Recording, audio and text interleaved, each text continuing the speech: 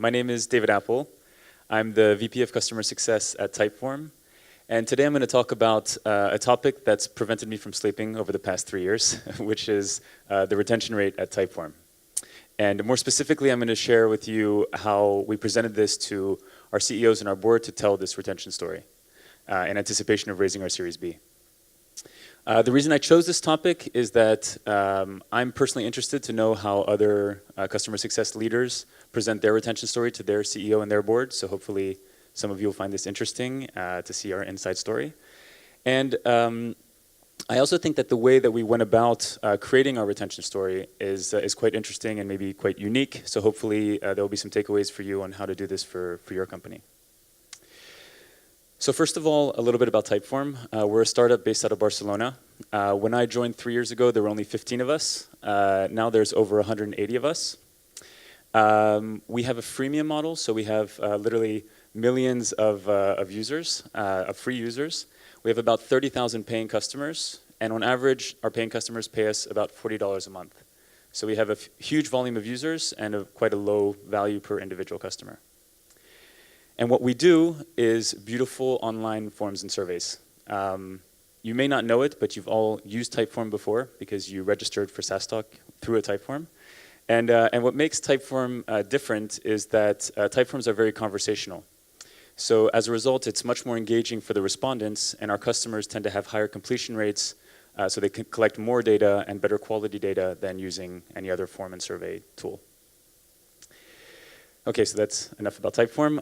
This is the framework that I'm going to walk you through about how we went about building our retention story. So first, I'm going to share a little bit about the background, the context. Then I'm going to walk you through how we benchmarked. Then how we understood the drivers of our churn. Then how we segmented our customers to understand that even better. And last, how we forecasted churn going forward. So first of all, a little history of our retention. When I joined Typeform 3 years ago, our churn rate was quite high. It was 10% every month. So on one hand, that was really scary because it was a big problem that we really needed to solve. On the other hand, for me, it was exciting because it felt like there was a lot of room for improvement. And basically, we quickly saw that by taking care of some of the low-hanging fruits, we were able to make an impact in churn, and our churn dropped. And then, kind of 3 years later, we're left with a certain churn rate, and we don't know if that's a good churn rate or a bad churn rate. So how do we go about establishing that? We benchmarked. So we went to blogs and tried to see what's an acceptable churn rate to make sure that we were comparing apples to apples. We felt like our churn rate was a little bit high, but we didn't know compared to what. And this is what we found. So searching all the different blogs, we found that companies who target SMBs, which is our case, should have a monthly customer churn rate between 3 and 7%. Unfortunately, our churn rate is that black line there at the top, and the acceptable churn rate is that green range there. So our churn rate was higher than what was considered to be acceptable. But we also always knew that Typeform is intrinsically different from a lot of other SaaS businesses, and that a lot of our customers just have a one-off use case. So they sign up to Typeform with a specific use case in mind, like a survey. They complete their survey, they don't have another use case, and they churn. Also, our customers don't live in our product. Unlike Slack or Zendesk, our customers tend to log in only maybe once a week or once every other week. And also, we don't do enterprise. So we don't close big deals, multi-year deals with big customers that kind of lock them in. So I was really trying to find benchmark data from customers that were similar to us, who had similar challenges to us. And it turns out that when we do compare apples to apples, our retention rate is actually really good. Our monthly retention rate is 200% better than companies who have similar challenges to us. And our yearly retention rate was 30% better. So that was quite a relief. But nonetheless, our churn rate as an absolute number is still quite high and was slowing our growth. So it's still something that we wanted to figure out how to improve it. So the first step in trying to figure out how to improve churn is to understand why our customers are churning. So the way we did that is we made a mandatory churn survey. So anytime somebody unsubscribes, they have to fill out a Typeform, where the first question is, how would you rate your experience with Typeform from 0 to 10? And the second question is, why did you churn? And what we learned there is that our average rating from our churning customers was 8 out of 10. So even our churning customers are really happy with Typeform. And the answer to the second question is most of them are leaving because they finished their project. So this was a difficult challenge for us to face, right? We have really happy churners, so it's hard to make them happier. And presumably, before they even signed up to Typeform, they already knew that they had just this one use case, and they were planning on churning after that. An example of that is actually SaaStalk. SaaStalk used Typeform last year. They used Typeform again this year, but in between, they didn't need Typeform. So should we consider SaaStalk to have churned during that time that they didn't need us? And when speaking to a lot of other companies, it turns out that a lot of companies have this type of challenge. So I'll just give 2 examples. One is a startup in Barcelona called Travel Perk, which does business travel. They have customers who book their travel every month of the year, and then in July and August, they just stop booking travel, obviously because they're not traveling for business. Especially in Spain, we all take holidays in August. So the question is, should those customers be considered as having churned because we know that they're going to book travel again in September? Same thing with Squarespace. Squarespace has millions of customers. A lot of them are small businesses, and unfortunately, a lot of small businesses go out of business. So those customers who go out of business, should they be considered as churn? Because that's pretty inevitable, and there's nothing Squarespace could really do to prevent that. And when speaking to all of these companies, and for us as well, it's pretty clear that yes, this should be considered as churn, but it should also be considered as churn separate from our other customers who don't have the same problems. So we need to really segment our churn to understand it better and to understand our customers' behavior. So that leads us to the next step of segmentation. The way we segmented churn is based on our retention curve that you can see on the screen there. And I don't know if it's very visible, but what this shows is that we lose 1/3 of our customers in the first 3 months. By the end of the first year of each cohort, we'll lose half of our customers. But then after that, our customers are very sticky. They stick around and basically don't churn. So anybody who sticks around for approximately 8 or 9 months is never going to churn. So with this, we created 4 buckets of customer behaviors. We called all the customers who churn within the first 3 months the one-offs. The customers who churn between 3 and 12 months, the casual users. People who stick around for more than a year, the stickies. And then people who, like SaaStalk, use us once, churn, and then reactivate, which is actually a big percentage of our user base, the reactivators.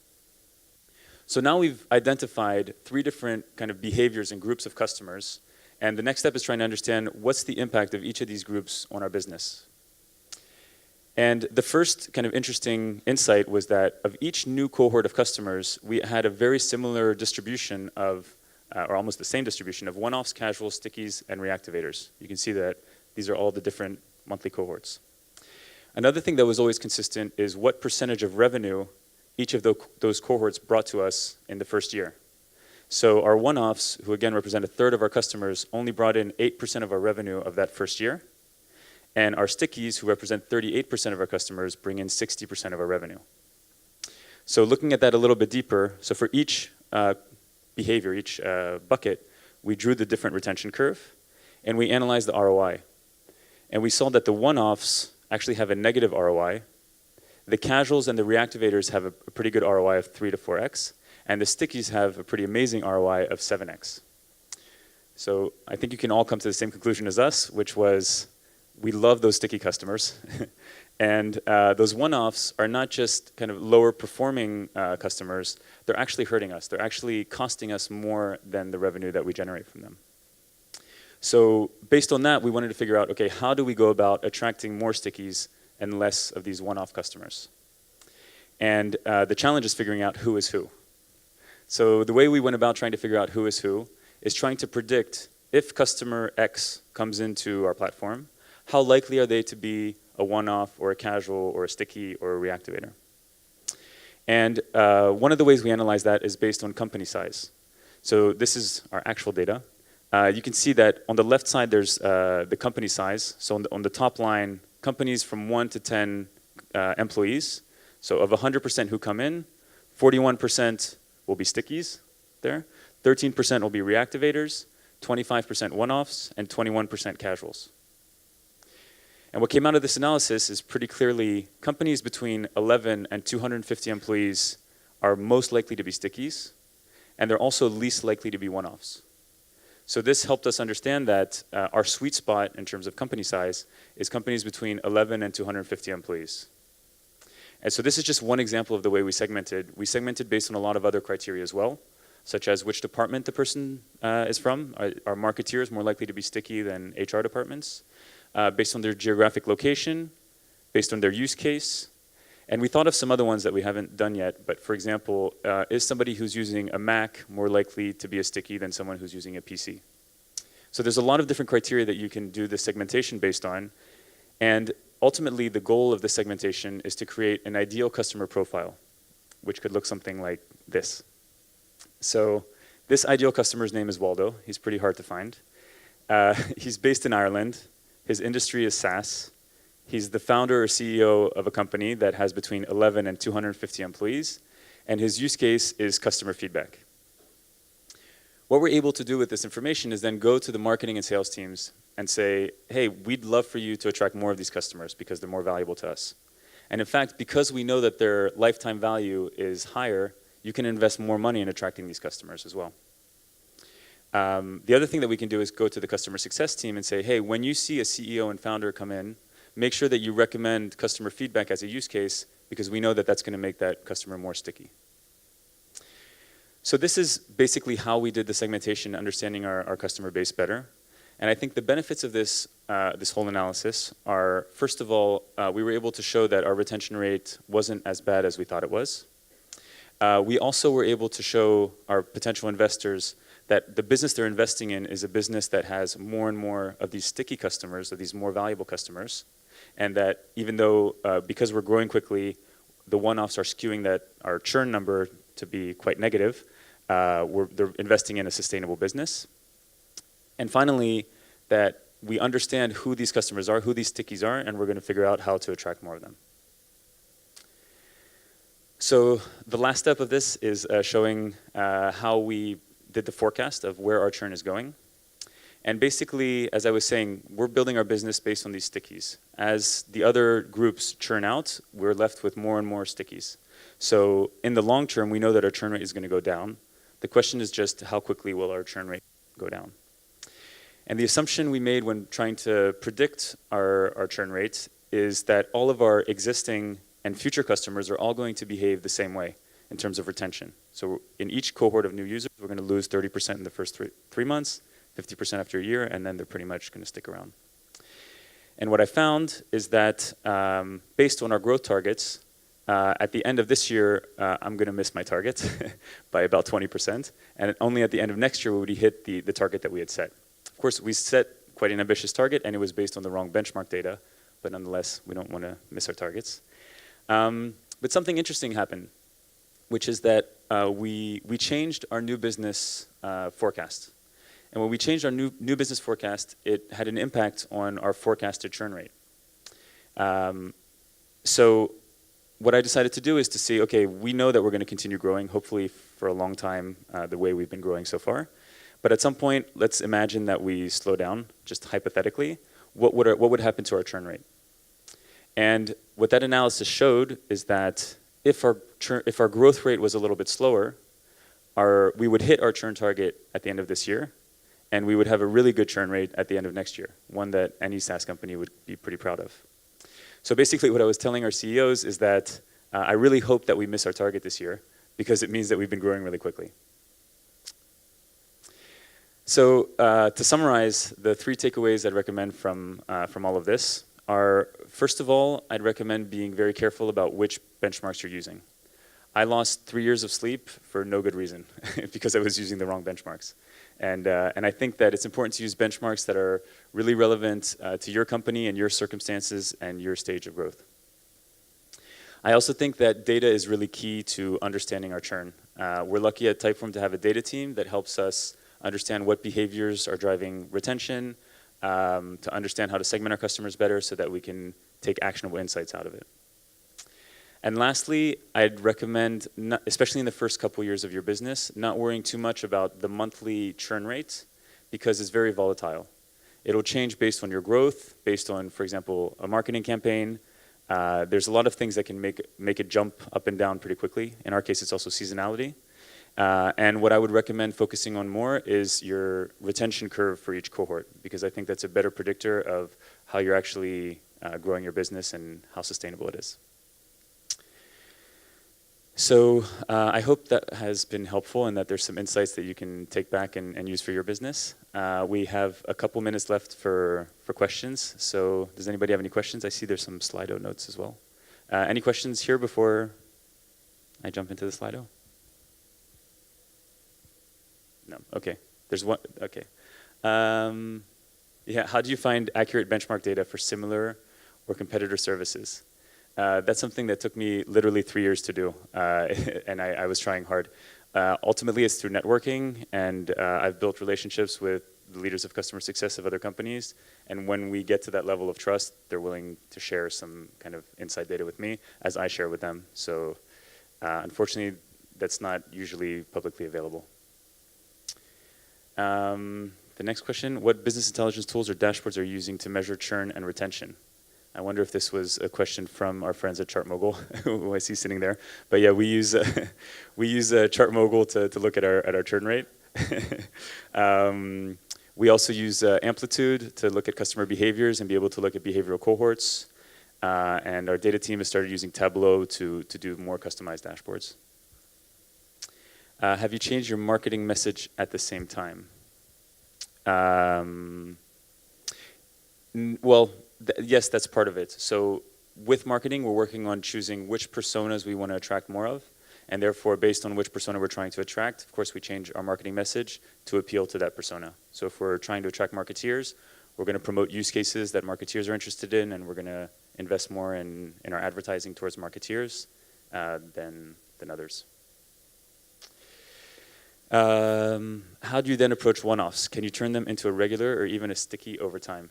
Yeah, that's a great question. That's something that I've been thinking a lot about. And basically, I didn't go into detail about that, but for the use case segmentation, we did a lot of analysis on that. And we know, well, at least we have a better idea of which use cases are sticky and which use cases tend to be one-offs. So for every customer that's coming in, we're trying to promote more sticky use cases. We haven't seen kind of an impact from that yet, so we don't know if these people are just not interested in doing anything else with Typeform, or if they're open to exploring different use cases. But that's our approach to try to convert the one-offs into either casuals or stickies. John asked, how do you then, oh no, that's the one I just answered. How's your customer success software stack and how do you use it? The customer success team at Typeform covers 5 different teams. So we have support, education, customer experience, account management, sales, and operations. So we use a ton of tools across it all. For support, we use Zendesk, and we're about to start using Zendesk Chat. For the account management team, we recently implemented Natero, which is similar to Gainsight and Sales Machine, who are here. What else do we use? For booking our calendar invites, we use Calendly. Yeah, I think, I don't know if there's any other specific things that people wanted to know, but that's the main tools we use. The next question is, once you have segmented, how did you think about the size of market? What if there weren't enough stickies to make a really big company? That's a really good question. So we actually then used this information in our go-to-market strategy. So we looked at we didn't create just one ideal customer profile. We created several, and then for each one, we looked at what would our go-to-market strategy look like if we targeted those customers. Are there enough of them, and how do we start working with them? So that's a good question. I think I'm now running very short on time, so I'll just thank you all for coming, and yeah, thanks. And I'll be at the Typeform booth if anybody wants to chat more.